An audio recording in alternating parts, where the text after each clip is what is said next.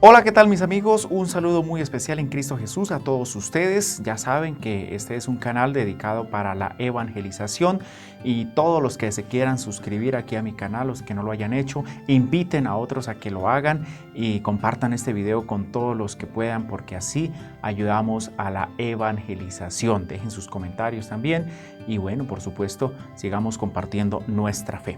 Hemos venido compartiendo una serie de videos. Bueno, este ya es el segundo sobre el tema de los sacramentos, ¿sí? Los sacramentos de nuestra iglesia. Hay mucho que decir, son temas bastante extensos, pero el objetivo de estos videos es principalmente responder a una pregunta en particular. ¿En qué parte de la Biblia dice que, verdad? ¿En qué parte de la Biblia habla sobre los sacramentos? ¿Cuáles son esos textos que es que yo no los he encontrado? Pues esa es la idea de estos videos, de poderles decir cuáles son los textos que habla de cada uno de los sacramentos. Y bien, vamos entonces hoy con este segundo video y con este segundo sacramento también. Vamos a hablar hoy sobre el sacramento de la confesión. ¿Por qué? Porque si miramos y analizamos un poquito de la forma como nosotros los vivimos normalmente, ¿cierto? La iglesia pues le da un orden y los 3 sacramentos de iniciación cristiana, bautismo, confirmación, primera Eucaristía, ¿cierto? Los demás sacramentos, pero de la forma como los vivimos, ¿cierto? Para poder vivir la Eucaristía primero hay que confesarnos. Entonces por eso los niños se preparan para la primera confesión y la primera Eucaristía. Entonces por eso vamos hoy a hablar sobre la confesión de alguna manera, pues como mirando ese orden en el que normalmente vivimos los sacramentos. ¿Ok? Entonces vamos a hablar sobre el sacramento de la confesión. Para hablar sobre el sacramento de la confesión, pues tenemos que mirar, ¿en qué consiste? Consiste precisamente, yo diría, en algo muy especial y es en buscar el abrazo amoroso del Padre Dios, ¿sí? Buscar ese abrazo amoroso de Dios, donde encontramos en la Biblia que Dios desde un principio nos quiere abrazar, desde un principio nos quiere amar, desde un principio nos tiene en un lugar privilegiado, ¿sí? Como las niñas de sus ojos, como sus niños consentidos. Pues allá desde el Génesis, desde la creación, ¿sí? Allá encontramos, por ejemplo, en Génesis, en el capítulo 1, versículo 26, desde allá dice, Dios dijo, hagamos al ser humano a nuestra imagen como semejanza nuestra, ¿sí? Y le da un privilegio especial que mande en los peces del mar, en las aves del cielo, en las bestias, en todos los animales terrestres, en todos los reptiles que reptan por la tierra, ¿sí? Creó pues Dios al ser humano a imagen suya, a imagen de Dios lo creó, macho y hembra lo creó. Desde allá a su imagen y semejanza, lo hizo muy parecido a él, al único que lo hizo especialmente parecido a él. Desde allá ya viene ese amor por el ser humano, ¿no?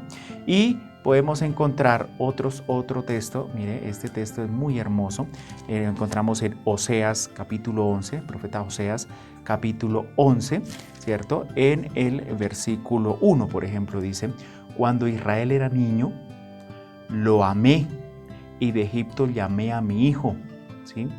Cuanto más los llamaba, más se alejaban de mí. Miremos el versículo 4, por ejemplo. Con cuerdas humanas los atraía, con lazos de amor yo era para ellos como los que alzan a un niño contra su mejilla. Me inclinaba hacia él y le daba de comer. Mire ese texto tan hermoso, el abrazo amoroso del Padre. Eso es lo que buscamos de alguna manera con el sacramento de la reconciliación. Pero para hablar del sacramento de la reconciliación, miremos también de qué es que nos reconciliamos nosotros, de qué es lo que confesamos, ¿sí? Pues muy bien, pues confesamos y miramos y nos reconciliamos de algo que desafortunadamente hoy en día se está perdiendo, y es el tema del pecado, es decir, estamos perdiendo esa conciencia del pecado. Incluso hay muchos sectores de la sociedad que hoy en día están tratando de decir, oiga, dejen de estarle metiendo terror a la gente, de estarle hablando del diablo, de estarle hablando de pecado, de que todo lo que hace es pecado. Y eso nos está haciendo un daño muy terrible, ¿sí? Dejen de estar hablando de culpas. y de pecados y todo eso, ¿sí? Porque ese es el trabajo obviamente del maligno, ¿no? Tratar de decirle a la gente, no, sigan así, normal, sigan relajados, sigan tranquilos, que eso nada es pecado. Entonces nos volvemos muy flexibles sobre ese tema, ¿sí? Una conciencia muy laxa. Entonces, sencillamente, pues como nada es pecado, pues hacemos y deshacemos, ¿sí?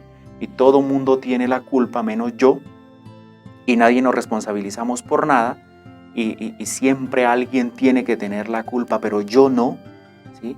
Y nada es pecado. Entonces pilas con eso. ¿De dónde viene allá el tema del pecado? Allá en Génesis, en el capítulo 3, ¿sí? Ya todo el capítulo 3 del Génesis ya está dedicado al tema del pecado, la caída, el primer pecado.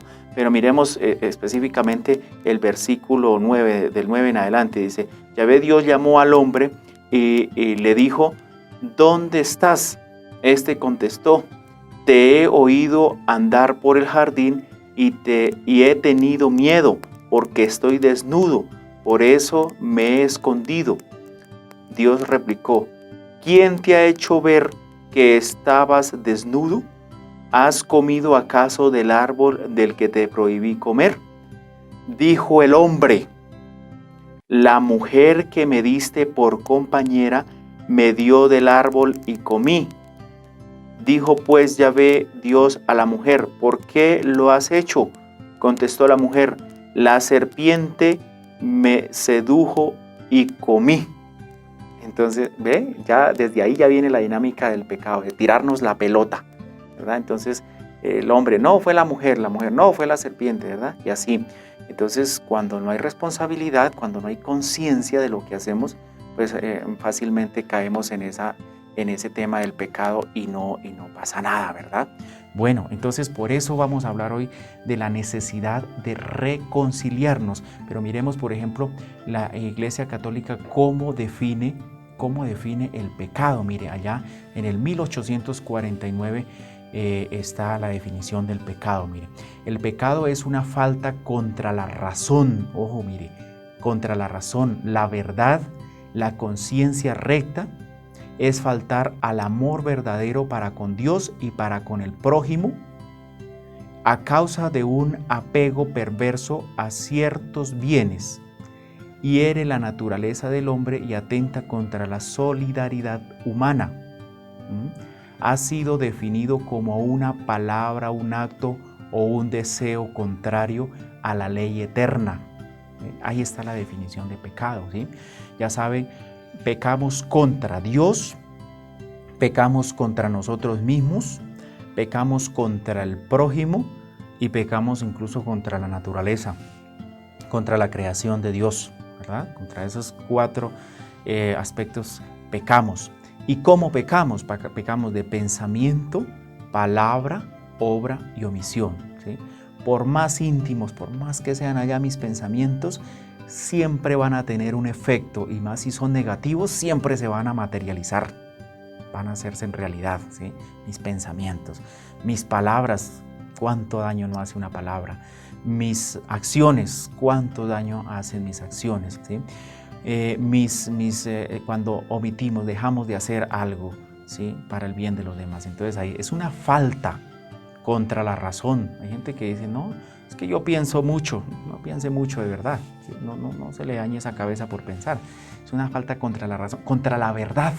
Hoy en día cuando la verdad es relativa, pilas, la verdad es una, la verdad es Dios. Contra la conciencia, ¿sí? Es una falta de amor. Si todos viviéramos en el amor, qué diferente sería este mundo, ¿no? Entonces ahí está, es desagradar a Dios, es seguir los pasos del mal, es tratar de hacer todo lo contrario a lo correcto, a la bondad, a lo que estamos llamados a hacer todos los seres humanos, que es vivir bien, ¿no? Vivir para hacer el bien. Muy bien, ya definiendo el pecado, entonces miremos ahora sí qué es el sacramento de la reconciliación, porque si cometemos algo, pedimos perdón. A nuestros niños les decimos, oye, tú cometiste un error, pide perdón. Entonces ahí está. Vamos a mirar entonces también en el Catecismo de la Iglesia Católica, que es muy importante seguir nuestro magisterio de la Iglesia, y miramos ahí, por ejemplo, en el numeral 1423 y 1424. Ahí está la definición del sacramento, las definiciones, ¿no? Los nombres que tiene este sacramento. Entonces, se denomina sacramento de conversión porque realiza sacramentalmente la llamada de Jesús a la conversión. Se denomina sacramento de la penitencia porque consagra un proceso personal y eclesial de conversión, de arrepentimiento y de reparación por parte del cristiano pecador. Se le denomina sacramento de la confesión porque la declaración o manifestación, la confesión de los pecados ante el sacerdote es un elemento esencial de este sacramento. En un sentido profundo, este sacramento es también una confesión y se le denomina sacramento del perdón porque por la absolución sacramental del sacerdote, Dios concede al penitente el perdón. Se le denomina sacramento de la reconciliación porque otorga al pecador el amor de Dios que reconcilia. Dejémonos reconciliar con Dios. Ahí está, todas esas definiciones y ya entendimos un poquito en qué consiste. Ahora sí vamos a mirar en qué textos de la Biblia aparece eso. ¿Dónde dice? Ese es uno de los más cuestionados. ¿Dónde dice que hay que confesarme con un sacerdote, con un cura que es más pecador que yo? Pues esa es una frase de cajón que definitivamente no ayuda absolutamente a nada. Vamos a mirar. Bien, entonces aquí dice, vamos a buscar por ejemplo, Mateo 16, 19. Dice, a ti te daré las llaves del reino de los cielos, y lo que ates en la tierra quedará atado en los cielos, y lo que desates en la tierra quedará desatado en los cielos. ¿Sí? Hablándole a Pedro, el primer papa, ¿sí? Los apóstoles, ahí está. ¿A quién le dice? A los apóstoles que vayan y desaten, ¿verdad? Luego vamos a tomar también Mateo 18, 18.